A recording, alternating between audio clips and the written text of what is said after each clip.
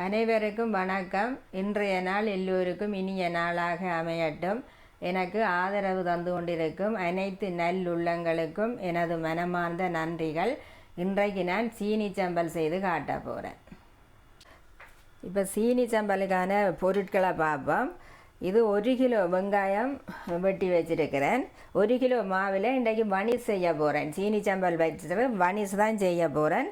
இது நல்லெண்ணெய் எடுத்துருக்கிறேன், 150 எடுத்துருக்கிறேன். இது இவ்வளவும் மிச்சமும் வரும். இது நாங்கள் கறியதுகளுக்கு போடுற மிளகாய்த்தூள். வேறு இதுக்கு உப்பு, கொஞ்சம் புளி. மற்றது சீனி 150 கிராம் சீனியில் அரைவாசி இது சீனி சம்பலுக்களை போட போகிறேன். அரைவாசி 75 கிராம் மாவுக்களை போட்டு குழைக்கணும். நான் வெங்காயம் இந்த சலாத் வெங்காயம் தான் 1 கிலோ வெட்டி வச்சுருக்கிறேன். நீங்கள் பெரிய வெங்காயம் அதுகளில் செய்யலாம். இப்போ நாங்கள் இந்த சீனி சம்பலுக்கு எண்ணெயை விடுவோம். இவ்வளோ எண்ணெயும் போதும். நல்ல எண்ணெயில் தான் செய்கிறேன் நான்.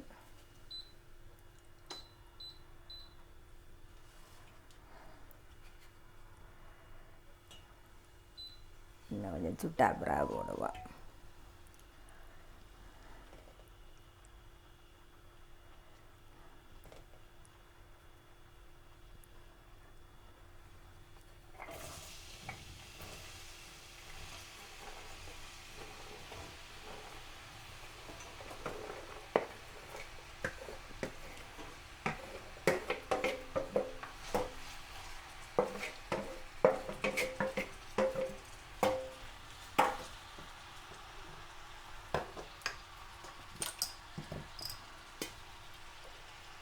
உப்பு மட்டும் போட்டு விடுவோம் வெங்காயம் வதங்கிறதுக்கு. மற்றதெல்லாம் கொஞ்சம் பொரிஞ்சா பிறகு தான் மற்ற இதுகள் போடணும். நான் இது நல்லா பொரிஞ்சா பிறகு ஒரு 10 நிமிஷத்தால் காட்டுறேன்.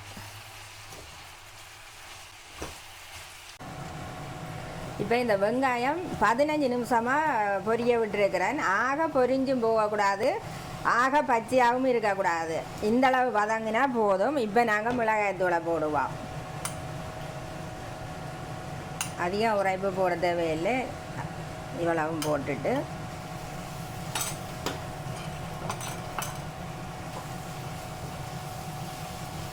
இப்போ சும்மா நீங்கள் ரொட்டியதோட சாப்பிட்றேன்னு சொன்னால் கருவேப்பிலை, பச்சை மிளகாய் எல்லாம் போடலாம். நான் இது பனிசுக்களை வைக்கிறதுக்கு இந்த மிளகாய்த்தூள் மட்டும்தான்.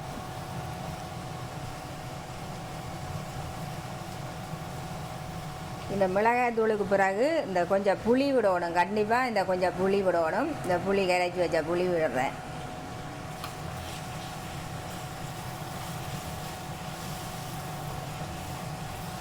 இதுக்கும் கொஞ்சம் வெங்காயம் அவிஞ்சு இது கொஞ்சம் சோஸ் மாதிரி வந்த பிறகு தான் சீனி போடணும். சீனி போடுற போது காட்டுறேன்.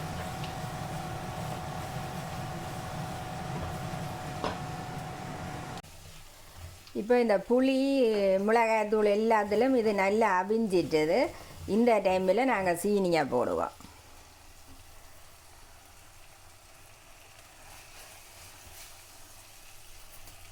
இது கருப்பு சீனி கொஞ்சம் இனிப்பு குறைவாக தான் இருக்குது. நீங்கள் வெள்ளை சீனி போடுறேன்னா போடுங்க, இல்லைன்னா கருப்பு சீனியில் கொஞ்சம் கூட்டாக போடுங்க. நான் மாவுக்கும் இதுக்கும் 150 கிராம் சீனியை தான் 2க்கும் பிரித்து போட்டிருக்கிறேன். இப்போ இந்த சீனி போட்டால் பிறகு இது கொஞ்சம் நல்லா கரைஞ்சி பிறகு ஒரு ஜேம் மாதிரி இறுகி வரும். கொஞ்சம் தன்மை இல்லாமல் காய்ச்சோணும். அப்புறம் மாவுகளை வச்சு தானே நாங்கள் பனி செய்ய போகிறோம். இப்போ நீங்கள் உப்பு உரைப்பு எல்லாமே இந்த டைமில் பார்த்துட்டு உங்களுக்கு தேவையான மாதிரி போட்டுக்கொள்ளுங்க.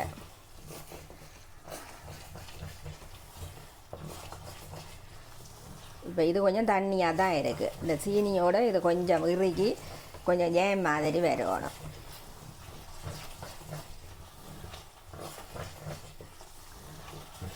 இது எப்படியும் ஒரு 5 நிமிஷம் நீங்கள் இதை இப்படி காய்ச்சணும். நான் இப்போ இதை 5 நிமிஷத்தால் காய்ச்சிட்டு குலை கேக்களை காட்டுறேன். இதை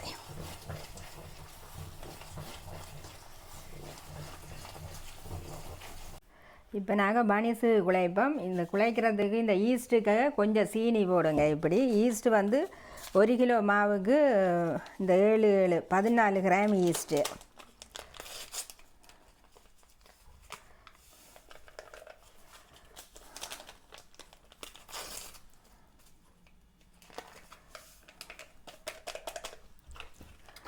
தண்ணி 400 மில்லி தண்ணி எடுத்துருக்கிறேன். இப்படி தொட்டு பார்க்குற போது ஒரு சின்ன நிகழ்ச்சூடி இருக்கிற தண்ணியில் கொஞ்சம் இதுகளை விட்டு வையுங்க. ஒரு 3-4 நிமிஷத்துக்கு இதை விட்டு வைப்போம்.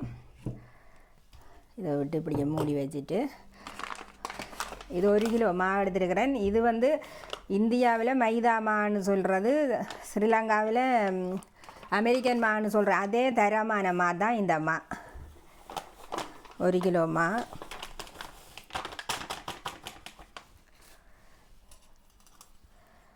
தேவையான உப்பு போடுங்க. 75 கிராம் சீனி. நான் சீனி சம்பலுக்குள்ள 75 கிராம் போட்டுட்டேன். உங்களுக்கு சீனி இனிப்பு வேணுமென்னா கொஞ்சம் கூட போடுங்க. இந்த சீனி சம்பல் வைக்கிறதால இந்த மாவுக்கு ஒரு சின்ன கலராக இருந்தால் நல்லா இருக்கும். அதனால் கேசரி பவுடர் இவ்வளவு போட்டால் போதும்.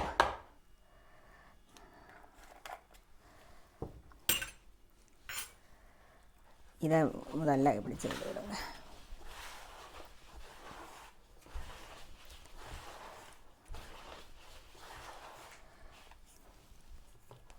நூறு கிராம் பட்டர் 1 கிலோ மாவுக்கு.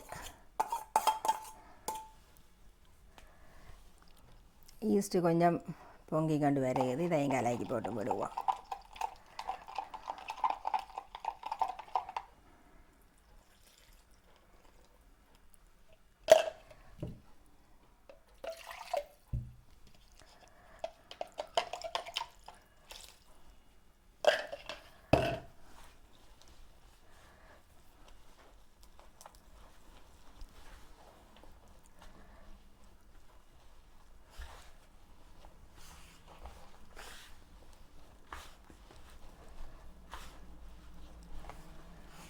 தண்ணியை கொஞ்சம் பார்த்து பார்த்து விடுங்க.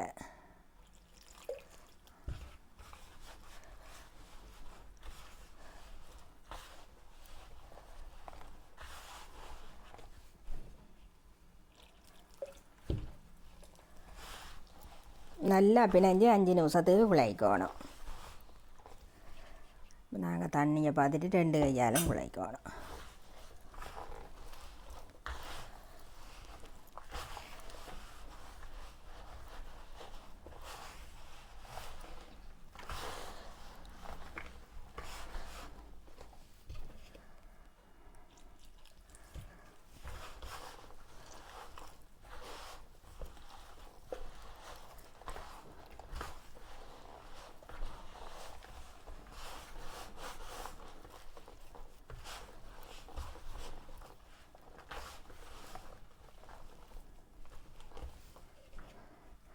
நானும் 1 மில்லி தண்ணியும் விட்டுட்டேன். நான்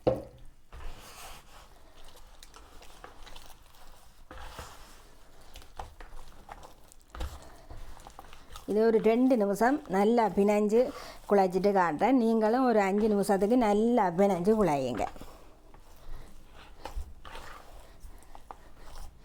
இப்போ நல்லா பிணைஞ்சு மா குழைச்சாச்சு. இப்படி ஒரு சொப்டான தன்மைக்கு மா குழைச்சாச்சு. இப்படி குழைச்சா பிறகு இது மேலுக்கு நான் கொஞ்சம் தேங்காய் எண்ணெய் விடுறேன். நீங்கள் எந்த எண்ணெய்னாலும் விடலாம்.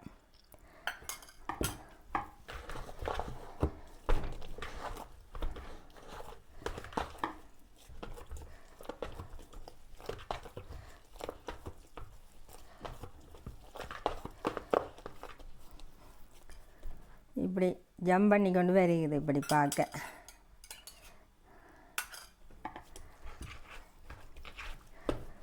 இப்படி கொஞ்சம் எண்ணெய் ஊசி போட்டு இப்படி ஒரு பேக்கால் முதல் மூடுங்க. பிறகும் நல்ல துணியால் மூடி வையுங்க. கொஞ்சம் இங்கே குளிராக இருக்கிறதால கொஞ்சம் இப்படி மூடி காற்று போகாமல் மூடி வச்சா தான் கொஞ்சம் பொங்கி வரும். இப்போ இப்படியே இருக்கட்டு. 1 மணித்தியாலத்தால் காட்டுறேன் உங்களுக்கு. இப்போ சரியாக 1 மணித்தியாலம் ஆகிட்டுது. நாங்கள் மாவை பார்ப்போம். மா இப்படி பொங்கி வந்துட்டுது. இப்போ நாங்கள்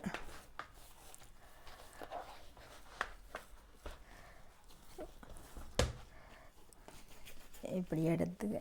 நான் கையளவிலேயே தான் எடுக்க போகிறேன். ஒரு 30 வனிஸ் போடலாம். 30 வனிஸுக்கு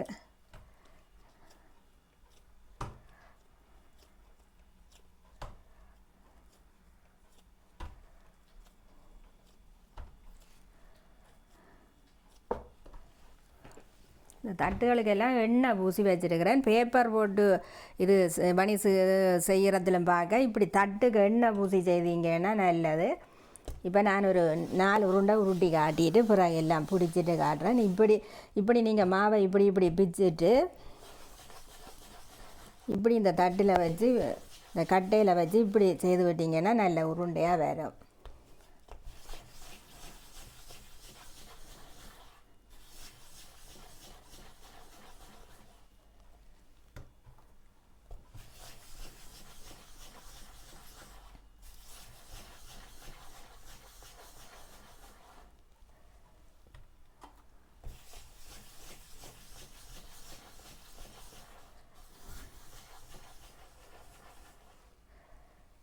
இப்போ நான் எல்லாத்தையும் பிரித்து உருட்டி போட்டு சீனி சம்பல் வச்சு பனிஸ் பிடிக்கிற போது காட்டுறேன். நான் இந்த மாவெல்லாம் உருட்டி வச்சுருக்கிறேன். உருட்டியும் 1/2 மணத்தியாலம் வச்சேன். நான் இனித்தான் சீனி சம்பல் வச்சு பனிஸ் பிடிக்க போகிறேன்.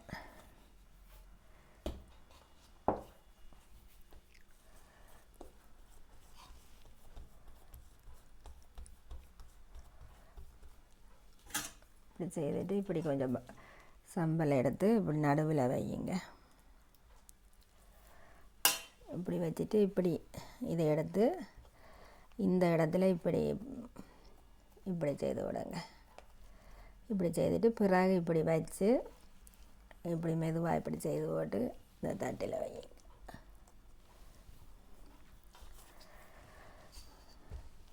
இதுக்கு மட்டும் ஒரு கொஞ்சம் எண்ணெய் ஊசி போட்டு செய்யுங்க.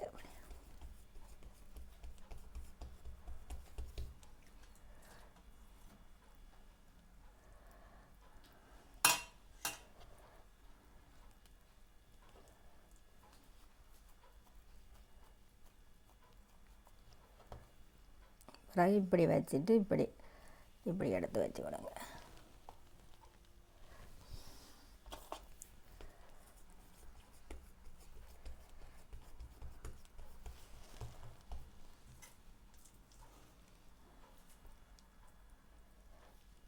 இவ்வளோ சம்பல் வச்சிங்கன்னா போதும்.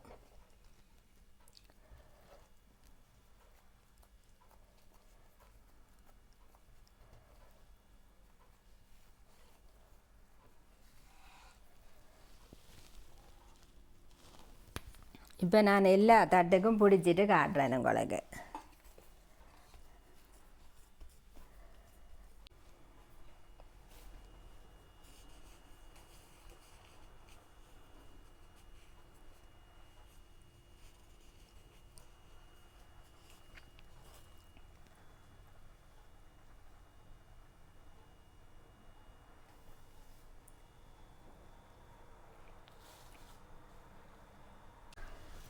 இப்போ இந்த பனிஸ் எல்லாம் செய்தாச்சு.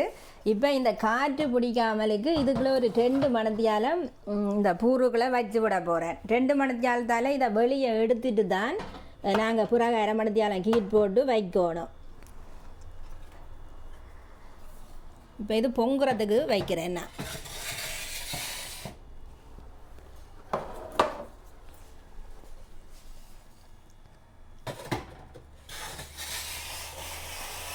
இப்போ 2 மணத்தியாலத்தால் உங்களுக்கு வெளியே எடுத்து பேக் பண்ணுறதை காட்டுறேன். இப்போ நான் இந்த பூருக்குள்ளே 2 மணத்தியாலம் இதை பொங்குறதுக்கு வச்சிட்டேன். இனி வெளியே எடுத்துட்டு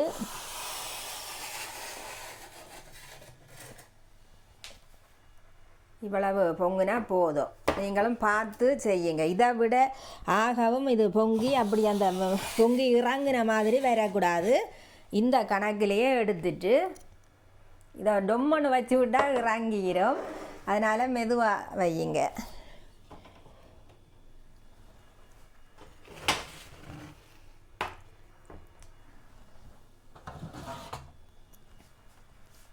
இப்போ எல்லாம் எடுத்தாச்சு. 1/2 மணத்தியாலம் இந்த பூர் ஹீட் பண்ணணும். இது 220 வைக்கிறேன். 220 1/2 மணத்தியாலம் வைக்கிறேன். இது நல்ல ஹீட் ஆகின பிறகு உங்களுக்கு நான் இது வச்சு வைக்கிற போது காட்டுறேன்.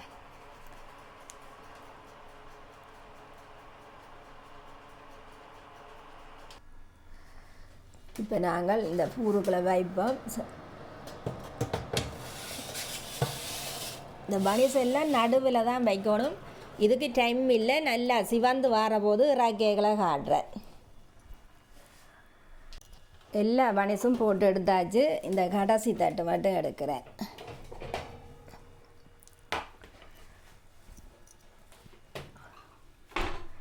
இப்படி பனிஸை இறக்கின உடனேயே இந்த பட்டர் பூசி விடுங்க பனிஸுக்கு.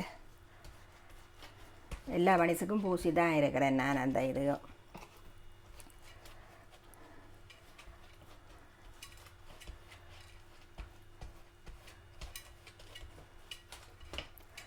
பட்டர் பூசிட்டு இந்த சூடோட கன நேரம் வச்சிருக்கக்கூடாது பனிஸை.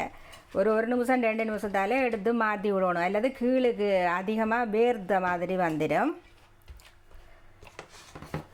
1 கிலோ மாவில் 30 பனிஸ் போட்டேன் நான். 1 கிலோ வெங்காயத்தில் செய்த சீனி சம்பல் எல்லாத்துக்கும் காணுமா வந்தது. நீங்களும் செய்து பாருங்கள். இப்போ இந்த பேப்பர் போட்டு வச்சோம்னா இப்படி பொன்னிறமாக வராது. இந்த தட்டுக்கு எண்ணெய் பூசி இப்படி செய்யுங்க. அதுதான் பனிஸ் நல்லா இருக்கும். இப்படி தட்டுகளில் சும்மா போட்டாமண்டா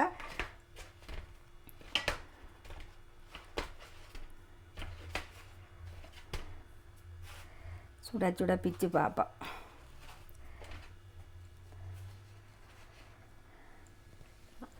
ஆறி இருக்குது. பெரிய பனிஸ் எல்லாம் நல்லா சீனி சம்பல் வச்சுருக்குது. இதே மாதிரி ஒரு பனிஸ் போட்டு நீங்களும் சாப்பிட்டு பாருங்கள். நல்ல பனிஸ் இதே மாதிரி செய்யுங்க. இத்தோடு எனது காணொளியை முடித்து கொள்கிறேன். லைக் பண்ணுங்கள், ஷேர் பண்ணுங்கள், கமெண்ட் பண்ணுங்கள், சப்ஸ்கிரைப் செய்து எனக்கு ஆதரவு தாருங்கள். உங்களின் விலை மதிக்க முடியாத நேரத்தை ஒதுக்கி எனது காணொளி பார்த்த அனைவருக்கும் நன்றிகள்.